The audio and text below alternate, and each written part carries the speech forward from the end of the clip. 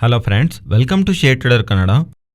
ಇವತ್ತು Sensex 671 points down ಆಗಿ 59,135 ನಲ್ಲಿ ಕ್ಲೋಸ್ ಆದರೆ ನಿಫ್ಟಿ 176 ಪಾಯಿಂಟ್ಸ್ ಡೌನ್ ಆಗಿ 17,412 ಅಲ್ಲಿ ಕ್ಲೋಸ್ ಆಗಿದೆ. Virus bank Nifty 771 points correct ಆಗಿ 40,485 ನಲ್ಲಿ ಕ್ಲೋಸ್ ಆಗಿದೆ.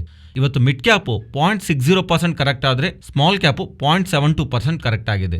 ಇವತ್ತು ಎಫ್ಐಸು ಇಂಡಿಯನ್ ಇಕ್ವಿಟಿ ಮಾರ್ಕೆಟ್ ಅಲ್ಲಿ 2061 ಕ್ರೋಸ್ ಸೆಲ್ ಮಾಡಿದ್ರೆ ಡಿಐಸು 1350 ಕ್ರೋಸ್ ಬೈ ಮಾಡಿದ್ದಾರೆ. ಇವತ್ತು ಗ್ಲೋಬಲ್ ಮಾರ್ಕೆಟ್ಸ್ ಎಲ್ಲದರಲ್ಲೂ ಇಷ್ಟೊಂದು ಪ್ರೆಷರ್ ಕಾಣೋದಕ್ಕೆ ಮೇನ್ ರೀಸನ್ ಯುಎಸ್ಗೆ ಸಂಬಂಧಿಸಿರುವ ಎರಡು ಬ್ಯಾಂಕ್ಸ್. ಅದರಲ್ಲಿ ಫಸ್ಟ್ ಬ್ಯಾಂಕ್ ಒಂದು ಹೆಸರು SVB ಬ್ಯಾಂಕ್, ಅಂದ್ರೆ silicon valley bank. Friends, 2007 and 2008 ಆ ಟೈಮಲ್ಲಿ ಲೆಹ್ಮನ್ ಬ್ರದರ್ಸ್ ಕೊಲಾಪ್ಸ್ ನಡೆದಾಗ ಅದೇ ತರ ಈಗ ನಡೆದಿರೋ ತರ ಸ್ವಲ್ಪ ಆರ್ಟಿಕಲ್ಸ್ ಬರ್ತಿದೆ. ಬಟ್ ಅದಕ್ಕೂ ಇದಕ್ಕೂ ಡಿಫ್ರೆನ್ಸ್ ಏನು ಅಂತ ಒಂದು ಎಕ್ಸ್ಪ್ಲೈನ್ ಮಾಡ್ತೀನಿ. ಸಿಂಪಲ್ ಆಗಿ ಅರ್ಥ ಮಾಡ್ಕೊಳ್ಳೋಕೆ ಪ್ರಯತ್ನ ಮಾಡಿ. ನೀವು ಇಲ್ಲಿವರೆಗೂ ಓದಿರೋದು ಅಂಡ್ ಕೇಳಿರೋದು ಆರ್ಟಿಕಲ್ಸ್ ಎಲ್ಲ ಒಂದು ಸೈಡ್ಗಿಟ್ಟು ಸ್ವಲ್ಪ ಫೋಕಸ್ ಆಗಿ ನೋಡಿ. ಸೊ ಈ ಸಿಲಿಕಾನ್ ವ್ಯಾಲಿ ಬ್ಯಾಂಕ್ಗೆ ನಾರ್ಮಲ್ ಬ್ಯಾಂಕ್ಗೆ ಇರುವಂಥ ಡಿಫ್ರೆನ್ಸ್ ಏನು?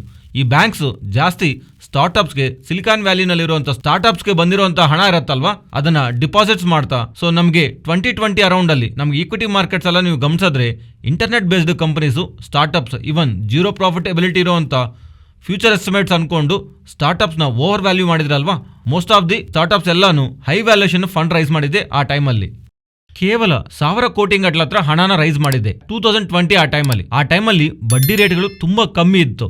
ಮಾರ್ಕೆಟ್ ಅಲ್ಲಿ ಫುಲ್ ರಶ್ ಇತ್ತು ಮನಿ ರಿಲೇಟೆಡ್ ಆಗಿ. ಸೊ 1000 ಕೋಟಿ ಗಟ್ಟಲ ಹಣ ಸ್ಟಾರ್ಟ್ಅಪ್ಸ್ ರೈಸ್ ಮಾಡಿದ್ದಾರಲ್ವಾ, ಆವಾಗ 2020 ಬಂದಿರುವಂತ 1000 ಕೋಟಿ ಗಟ್ಟಲ ಹಣ ಸಿಲಿಕಾನ್ ವ್ಯಾಲಿ ಬ್ಯಾಂಕ್ಸ್ ನಲ್ಲಿ SVB ನಲ್ಲಿ ಡಿಪಾಸಿಟ್ ಮಾಡಿದ್ದಾರೆ ಸ್ಟಾರ್ಟ್ಅಪ್ಸ್ ಎಲ್ಲರೂ. ನೀವು ಗಮನಿಸಿದ್ರೆ SVB ಅವರ ಬ್ಯಾಲೆನ್ಸ್ ಶೀಟ್ 2020 ಅರೌಂಡ್ ಅಲ್ಲಿ ಅವ್ರ ಡಿಪಾಸಿಟ್ಸ್ ಆಲ್ಮೋಸ್ಟ್ $190 ಬಿಲಿಯನ್ ಹತ್ರ ಇದೆ. ಆದ್ರೆ 2019 ನಲ್ಲಿ $62 ಬಿಲಿಯನ್ ಹತ್ರ ಡಿಪಾಸಿಟ್ಸ್ ಇದೆ. ಸೊ ಒಂದು ವಿತಿನ್ 1 ಇಯರ್ $62 ಬಿಲಿಯನ್ ಇಂದ $190 ಬಿಲಿಯನ್ ಗೆ ಈ ಕೋವಿಡ್ ಅಂಡ್ ಸ್ಟಾರ್ಟ್ಅಪ್ಸ್ ಇಂದ ರೈಸ್ ಮಾಡಿರುವಂತಹ ಟೋಟಲ್ ಹಣ ಆಲ್ಮೋಸ್ಟ್ ಅದು ಮಲ್ಟಿಪಲ್ ಟೈಮ್ಸ್ ಬೆಳೆದೋಗಿದೆ. Because of the expensive valuations and even market ಅಲ್ಲೂ ಸ್ಟಾರ್ಟ್ಅಪ್ಸ್ ಎಲ್ಲರೂ ಈಸಿಯಾಗಿ ಹಣ ರೈಸ್ ಮಾಡಿದ್ದಾರೆ. ಇದರಿಂದಾನೇ ಸಡನ್ ಆಗಿ ಡಿಪಾಸಿಟ್ ಬೆಳೆದೋಗಿದೆ. So as a bank deposits ಬೆಳೆದರೆ ಆ ಡಿಪಾಸಿಟ್ಸ್ ಟೋಟಲ್ ಎಲ್ಲಾನು ಜನಕ್ಕೆ ಲೋನ್ ಕೊಡೋಕ್ಕಾಗತ್ತಾ? ಇಮಿಡಿಯೇಟ್ಲಿ ಜನಕ್ಕೂ ರಿಕ್ವೈರ್ಮೆಂಟ್ ಬರಬೇಕಾಗತ್ತಲ್ವಾ. ಸೊ ಅದನ್ನು ಆ ಟೈಮಲ್ಲಿ ಬಡ್ಡಿ ರೇಟ್ಗಳು ಕಮ್ಮಿ ಇತ್ತು. ಸೊ ಇನ್ ಶಾರ್ಟ್ ಟರ್ಮ್ ಅವ್ರಿಗಿರುವಂತ ವೆರಿ ಸೇಫ್ ಸೆಕ್ಯೂರಿಟೀಸ್ ಅಲ್ಲಿ ಆ ಯಾವುದು ಇಂಪ್ಯಾಕ್ಟ್ ಇಲ್ದಿರೋ ಸೆಕ್ಯೂರಿಟೀಸ್ ನಲ್ಲಿ ಇನ್ವೆಸ್ಟ್ ಮಾಡಿ ಅವ್ರು ಸ್ವಲ್ಪ ಈಲ್ಡ್ನ ಮಾರ್ಜಿನ್ ನ ಜನರೇಟ್ ಮಾಡೋಣ ಅನ್ಕೊಂಡಿದ್ರು SVB ಬ್ಯಾಂಕ್ ಅವರು. ಸೊ ಆ ಟೈಮಲ್ಲಿ ಅವರು ತಗೊಂಡಿರೋ ಸ್ಟೆಪ್ ಏನಂದ್ರೆ ಮಾರ್ಟ್ಗೇಜ್ ಬ್ಯಾಕ್ಡ್ ಸೆಕ್ಯೂರಿಟೀಸ್, MBS ಅಂತಾರೆ ಇದನ್ನ. ಇದರಲ್ಲಿ ಇನ್ವೆಸ್ಟ್ಮೆಂಟ್ ಮಾಡಿದ್ದಾರೆ. ಈ ಮಾರ್ಟ್ಗೇಜ್ ಬ್ಯಾಕ್ಡ್ ಸೆಕ್ಯೂರಿಟೀಸ್ ಅಂದ್ರೆ ಏನು? ಹೋಮ್ ಲೋನ್ಸ್ ಇರತ್ತಲ್ಲ, ಅದನ್ನ ಬ್ಯಾಕ್ ಮಾಡ್ತಾ ಯಾವ್ದಾದ್ರು ಒಂದು ಅಸೆಟ್ ರಿಲೇಟೆಡ್ ಆಗಿರುವಂತ ಲೋನ್ಸ್ ನ ಬ್ಯಾಕ್ ಮಾಡ್ತಾ ಇರುವಂತ ಬಾಂಡ್ಸ್. ಸೊ ಆ ಪಾಯಿಂಟ್ ಅಲ್ಲಿ ಇವರಿಗೆ ಆ ಬಾಂಡ್ಸ್ ರಿಲೇಟೆಡ್ ಆಗಿ ನೆಕ್ಸ್ಟ್ 10 years ಹೋಲ್ಡ್ ಮಾಡಿದ್ರೆ ಆಲ್ಮೋಸ್ಟ್ 1.6% ಆರ್ 1.5% ಹತ್ರ ಇವ್ರಿಗೆ ರಿಟರ್ನ್ ಕ್ರಿಯೇಟ್ ಆಗತ್ತೆ ಅನ್ನೋ ತರ ಎನ್ವಿರಾನ್ಮೆಂಟ್ ಇತ್ತು. ಸೊ ಬೇರೆದ್ರಲ್ಲಿ ಇನ್ವೆಸ್ಟ್ಮೆಂಟ್ ಮಾಡೋದು ಏನಕ್ಕೆ? ಅಷ್ಟು ರಿಟರ್ನ್ ಇಲ್ಲ. ಸೊ ಇವ್ರ ಹತ್ರ ಇರುವಂತ ದೊಡ್ಡ ಮೊತ್ತದಲ್ಲಿ ಡಿಪಾಸಿಟ್ಸ್ ಇದೆ ಅಲ್ವಾ, ಅದನ್ನ ಮಾರ್ಟ್ಗೇಜ್ ಬ್ಯಾಕ್ ಸೆಕ್ಯೂರಿಟಿ ಇನ್ವೆಸ್ಟ್ಮೆಂಟ್ ಮಾಡಿ ಡೀಸೆಂಟ್ ರಿಟರ್ನ್ ನ ಕ್ರಿಯೇಟ್ ಮಾಡೋಣ ಅಂತ ಅನ್ಕೊಂಡಿದ್ರು. ಇದೆಲ್ಲ ಯಾವಾಗ ನಡೆದಿದೆ ಅಂದ್ರೆ 2020 ನಲ್ಲಿ ನಡೆದಿದೆ. ಆದ್ರೆ ವಿತಿನ್ ಟೈಮ್ ಏನ್ ಚೇಂಜ್ ಆಗಿದೆ?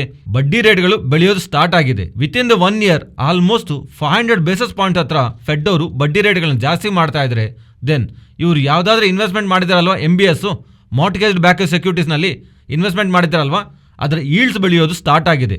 ಬಾಂಡ್ಸ್ ಒಂದು ವ್ಯಾಲ್ಯೂ ಫಾಲ್ ಆಗೋದು ಸ್ಟಾರ್ಟ್ ಆಗಿದೆ. ಆಲ್ಮೋಸ್ಟ್ 1.5% ಹತ್ರ ಅನ್ಕೊಂಡಿದ್ರಲ್ವಾ, ಆ ಪಾಯಿಂಟ್ ಆಫ್ ಟೈಮ್ ನಲ್ಲಿ ರಿಟರ್ನ್ 10 years ವೆಯ್ಟ್ ಮಾಡಿದ್ರೆ. ಆದ್ರೆ ಶಾರ್ಟ್ ಟರ್ಮ್ ಅಲ್ಲೇನೆ ಬಾಂಡ್ಸ್ ಆಲ್ಮೋಸ್ಟ್ 4% ರಿಟರ್ನ್ ಕ್ರಿಯೇಟ್ ಮಾಡೋದು ಸ್ಟಾರ್ಟ್ ಮಾಡಿವೆ. ಸೊ ಯಾವಾಗ್ಲೂ ಲಾಂಗ್ ಟರ್ಮ್ ವೆಯ್ಟ್ ಮಾಡಿದ್ರೇನು 1.5 ಆರ್ 1.6% ರಿಟರ್ನ್ ಏನಕ್ಕೆ? ಶಾರ್ಟ್ ಟರ್ಮ್ ಅಲ್ಲಿ ಬರ್ತಿರೋಂತ ಬಾಂಡ್ಸ್ ಹೈಯರ್ ಈಲ್ಡ್ಸ್ ಬರ್ತಿರೋ ಕಾರಣವಾಗಿ, ಆ ಬಾಂಡ್ಸ್ ರಿಲೇಟೆಡ್ ಆಗಿ ವ್ಯಾಲ್ಯೂ ಡ್ರಾಪ್ ಆಗ್ತಿರೋ ಕಾರಣವಾಗಿ ಇವ್ರು ರಿಲೇಟೆಡ್ ಆಗಿ ಮಾಡಿರುವಂತ ಇನ್ವೆಸ್ಟ್ಮೆಂಟ್ ರಿಲೇಟೆಡ್ ಆಗಿ ವ್ಯಾಲ್ಯೂ ಡ್ರಾಪ್ ಆಗೋ ಸ್ಟಾರ್ಟ್ ಆಗಿದೆ. ಮೀನ್ಸ್ ಸಿಂಪಲ್ ಆಗಿ ಹೇಳ್ಬೇಕಂದ್ರೆ ಬೆಳೆದಿರುವಂತ ಬಡ್ಡಿ ರೇಟ್ಗಳ ಕಾರಣವಾಗಿ ಇವ್ರು ಯಾವ್ದ್ರಲ್ಲಿ ಇನ್ವೆಸ್ಟ್ಮೆಂಟ್ ಮಾಡಿದಾರಲ್ವಾ ಮಾರ್ಟ್ಗೇಜ್ಡ್ ಬ್ಯಾಕ್ಡ್ ಸೆಕ್ಯೂರಿಟಿ, ಅದರ ವ್ಯಾಲ್ಯೂ ಡ್ರಾಪ್ ಆಗೋದು ಸ್ಟಾರ್ಟ್ ಆಗಿದೆ. ಇದು ಫಸ್ಟ್ ವಿಷಯ. ಇದನ್ನ ಸ್ವಲ್ಪ ಸೈಡ್ ಗಿಡನ. ಇದರ ಜೊತೆಗೆ 2020 ನಿಂದ 2022 ವರೆಗೂ ಏನ್ ನಡೆದಿದೆ ಇನ್ ಬಿಟ್ವೀನ್ ಸ್ಟಾರ್ಟ್ಅಪ್ಸ್ ಯಾವ್ದಾದ್ರೆ ಒಂದು ಟೈಮಲ್ಲಿ ಎಲ್ಲರೂ ಸ್ಟಾರ್ಟ್ಅಪ್ನೆಲ್ಲ ಒಂದು ಕಿಂಗ್ ಮೇಕರ್ ತರ ನೋಡಿದ್ರು ಎಲ್ಲರೂ. ಅವ್ರದ್ದು ಮಿನಿಮಮ್ ಪ್ರಾಫಿಟ್ ಇದೆಯಾ ಇಲ್ಲ ಜಾಸ್ತಿ ಪ್ರಾಫಿಟ್ ಇದೆಯಾ ಅಂತ ಯಾವುದು ತಲೆ ಕೆಡ್ಸ್ಕೊಳ್ದೆ ಅದಕ್ಕೆ ತುಂಬಾ ಹೈಯರ್ ವ್ಯಾಲ್ಯೂಷನ್ ಕೊಟ್ಟಿದ್ರು 2020 ಇಂದ 2020 ವರೆಗೂ. ಬಟ್ ಆಫ್ಟರ್ ದಟ್ ಅದರ ವ್ಯಾಲ್ಯೂಷನ್ಸ್ ಚೇಂಜ್ ಆಗಿದೆ ಅಂಡ್ ಜನರ ಒಪಿನಿಯನ್ ಚೇಂಜ್ ಆಗಿದೆ. ಇವನ್ ಅದರಲ್ಲಿ ಫಂಡ್ ಮಾಡೋರು ಒಪಿನಿಯನ್ ಚೇಂಜ್ ಆಗಿದೆ, ವ್ಯಾಲ್ಯೂಷನ್ಸ್ ಡ್ರಾಪ್ ಆಗಿದೆ. ಸೊ ಅದರಿಂದ ಆ ಸ್ಟಾರ್ಟ್ಅಪ್ಸ್ ಕ್ಯಾಶ್ ಬರ್ನ್ ಜಾಸ್ತಿ ಮಾಡಬೇಕಾಗಿದೆ, ಮತ್ತೆ ಜಾಸ್ತಿ ಬರ್ನ್ ಮಾಡ್ತಾ ಬರಬೇಕಾಗಿದೆ. ಸೊ ದಟ್ ಅವ್ರ ಹತ್ರ ಹಣ ಕಮ್ಮಿ ಆಗ್ತಿರೋ ಕಾರಣವಾಗಿ ಅವ್ರು ಎಲ್ಲಾದ್ರೂ ಡಿಪಾಸಿಟ್ಸ್ ಮಾಡಿದಾರಲ್ವಾ, ಆ ಬ್ಯಾಂಕ್ಸ್ ಇಂದ ವಿಡ್ರಾ ಮಾಡೋದು ಸ್ಟಾರ್ಟ್ ಮಾಡಿದ್ದಾರೆ. ಸೊ ಇವ್ರು ವಿಡ್ರಾ ಮಾಡಬೇಕಂದ್ರೆ ಮತ್ತೆ ಯಾರ ಹತ್ರ ಬರಬೇಕು, ಇವ್ರ ಅಗೈನು ಸಿಲಿಕಾನ್ ವ್ಯಾಲಿ ಬ್ಯಾಂಕ್ ಹತ್ರನೇ ಬರಬೇಕು. ಮತ್ತೆ ಇವರು ಆದ್ರೆ ಈ ಸಿಲಿಕಾನ್ ವ್ಯಾಲಿ ಬ್ಯಾಂಕ್ ಅವರು ಈ ಡಿಪಾಸಿಟ್ಸ್ ಎಲ್ಲಾನು ದೊಡ್ಡ ಮೊತ್ತದಲ್ಲಿ ಮಾರ್ಟಿಗೇಜ್ಡ್ ಬ್ಯಾಕ್ಡ್ ಸೆಕ್ಯೂರಿಟಿ ಅಲ್ಲಿ ಇನ್ವೆಸ್ಟ್ಮೆಂಟ್ ಮಾಡಿದೆ ಅಲ್ವಾ, ಆ ಬಡ್ಡಿ ರೇಟ್ಗಳು ಬೆಳೆದಿರೋ ಕಾರಣವಾಗಿ ಅದರ ವ್ಯಾಲ್ಯೂನು ಬಿದ್ದಿದೆ. ಅಂಡ್ ಆ ವ್ಯಾಲ್ಯೂ ಫಾಲ್ ಆಗ್ತಾ ಇದ್ರಿ. ಈಗ ಇವರು ಇನ್ವೆಸ್ಟರ್ಸ್ ಮೀನ್ಸ್ ಈ ಸ್ಟಾರ್ಟ್ಅಪ್ಸ್ ಅವರು ಡಿಪಾಸಿಟ್ಸ್ ಕೇಳ್ತಿರೋ ಕಾರಣವಾಗಿ ಮತ್ತೆ ಅವ್ರಿಗೆ ರಿಟರ್ನ್ ಪೇ ಮಾಡಬೇಕಾಗಿದೆ ಅಲ್ವಾ.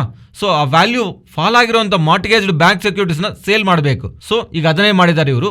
$21 ಬಿಲಿಯನ್, ಒಂದಲ್ಲ ಎರಡಲ್ಲ, $21 ಬಿಲಿಯನ್ ಸಂಬಂಧಿಸಿರುವ ಶಾರ್ಟ್ ಟರ್ಮ್ MBS ನ ಸೆಲ್ ಮಾಡಿದ್ದಾರೆ with in the laws of $1.8 billion. Almost ಒಂದು $21 ಬಿಲಿಯನ್ ವರ್ತ್ ಮಾಡುವಂತ ಮಾರ್ಟ್ಗೇಜ್ಡ್ ಬ್ಯಾಕ್ಡ್ ಸೆಕ್ಯೂರಿಟೀಸ್ ನ ಸೆಲ್ ಮಾಡಿದ್ದಾರೆ.